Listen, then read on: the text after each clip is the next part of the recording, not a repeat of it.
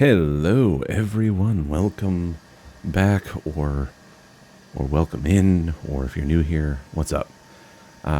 Today I'm taking this piece of cherry and I'm going to turn it into a fireplace mantle, as this is my first commission.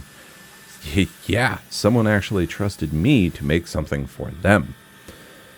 Weird. So I'm just going to start by trimming the fat off of one end, and then getting it nice and square. Now I'm just getting it marked up here to get it rough cut down to almost the size of the client's fireplace. I didn't want to do the whole thing at once in case there's any screw ups or anything like that might need to be trimmed off of an end. I'm going to cut this piece off to get it just to the right size, and of course it's a great shot of my arm. Good job, me.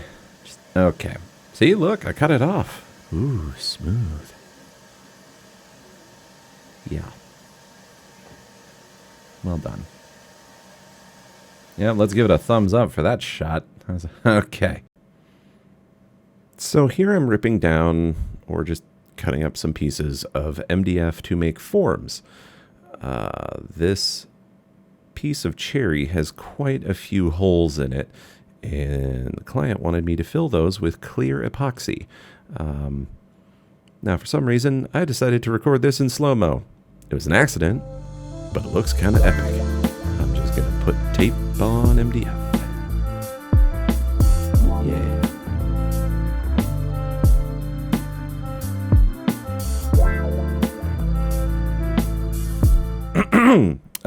Anyways, I'm just using a lot of MDF and epoxy tape and some CA glue and caulk to make these forms. It's just the shape that I needed them in, and this worked pretty well. Not great, but pretty well-ish. So now I had to clamp it up. And let me say that I did not use enough clamps at the beginning. I lost a lot of epoxy to the floor. Using this piece of scrap plywood here to kind of make an anchor point for that really long clamp to hold the end on. And just throwing clamps everywhere. I thought this was enough. I was wrong. Now I'm using a deep pour epoxy from Let's Resin. It's a 2-to-1 ratio, so I'm just mixing that in this larger bucket.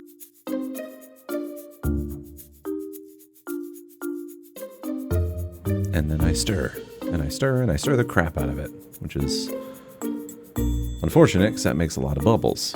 But I happen to have a handy vacuum chamber to suck all those bubbles out. So here, watch some bubbles get sucked out-ish.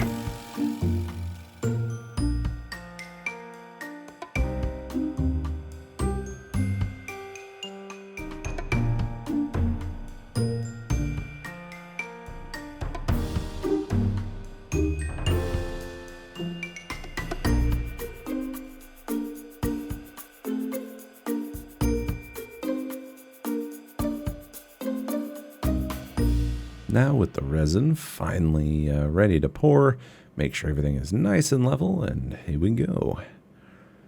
You can see that this void is quite thirsty. I'm just using a stick to try to eliminate any additional bubbles. And once I got that void nice and full, I just let it sit and cure for about 3 days. 3 days later. Eventually I moved this into my downstairs bathroom where it's a lot warmer than the garage. And once I unmolded it, which I don't have footage of, I did take this video to send to the client, and I'll just throw it in here too.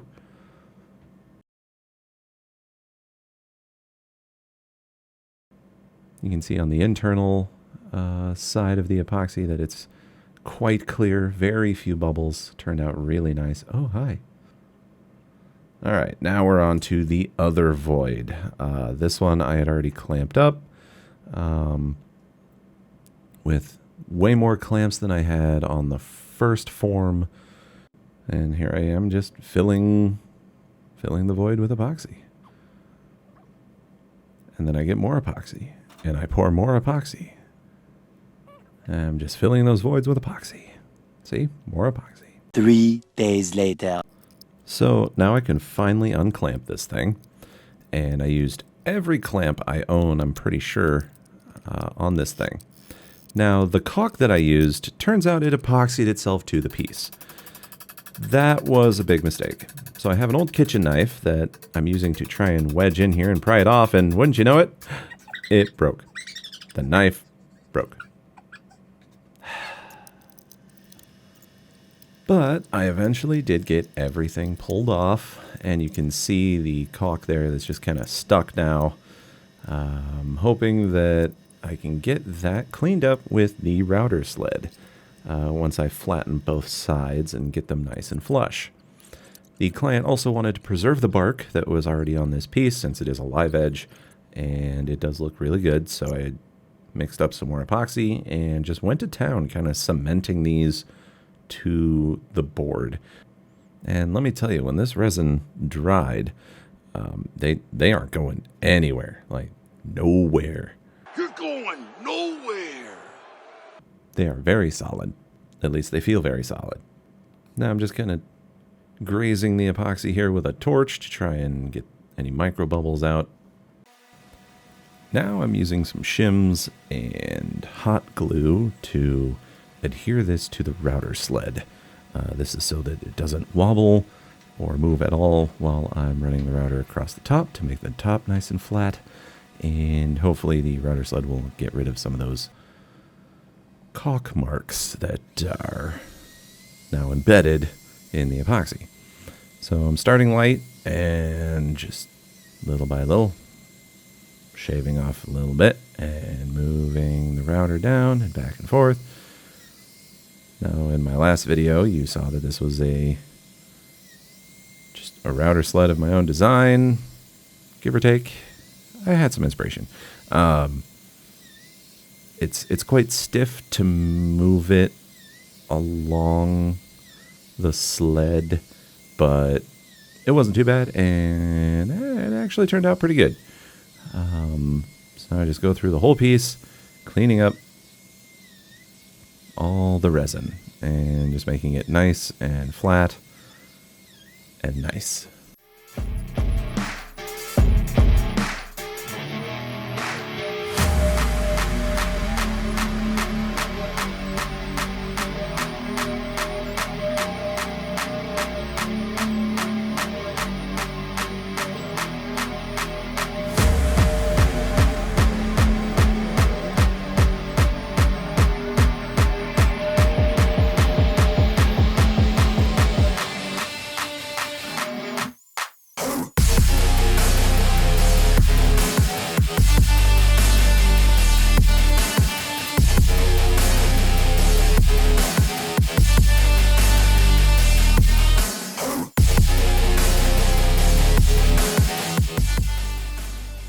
Once I got the bottom of the piece nice and flat, I flipped it over, used some chalk marks to indicate what part of the board I've hit with the router and what parts I haven't, and if I need to go lower, etc. I think I did about 3 passes in general over the top just to get it nice and flat, looking very clean. Also to make the epoxy flush with the top of the board, because it went a little concave after I poured it. So now it's time to sand to get rid of all of the router marks. So I started with a 60 grit and worked my way up to a 320 grit. Now, I was wondering how I was going to really sand and polish the epoxy in here.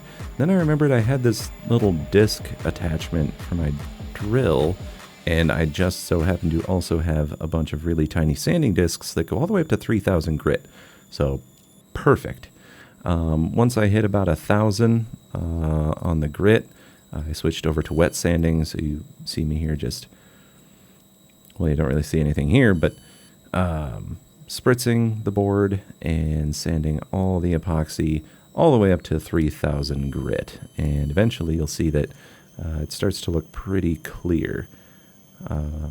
Final clarity won't come through, though, until we do this, which is the final step, we are adding some semi-gloss warm polyurethane to the entire piece. And I think I did about 3 coats. Obviously, I'm doing a light sanding of about a 220 grit in between.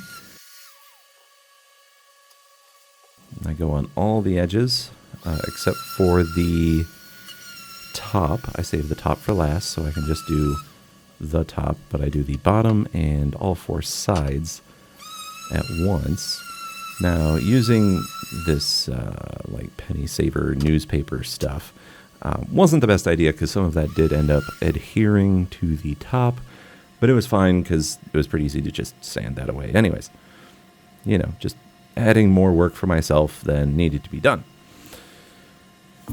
Here is finally the top of the piece getting its polyurethane, and damn, that looks good. So nice. Doing really long, even strokes if I can, just so I don't get a whole lot of bubbles and I get a really nice even coat.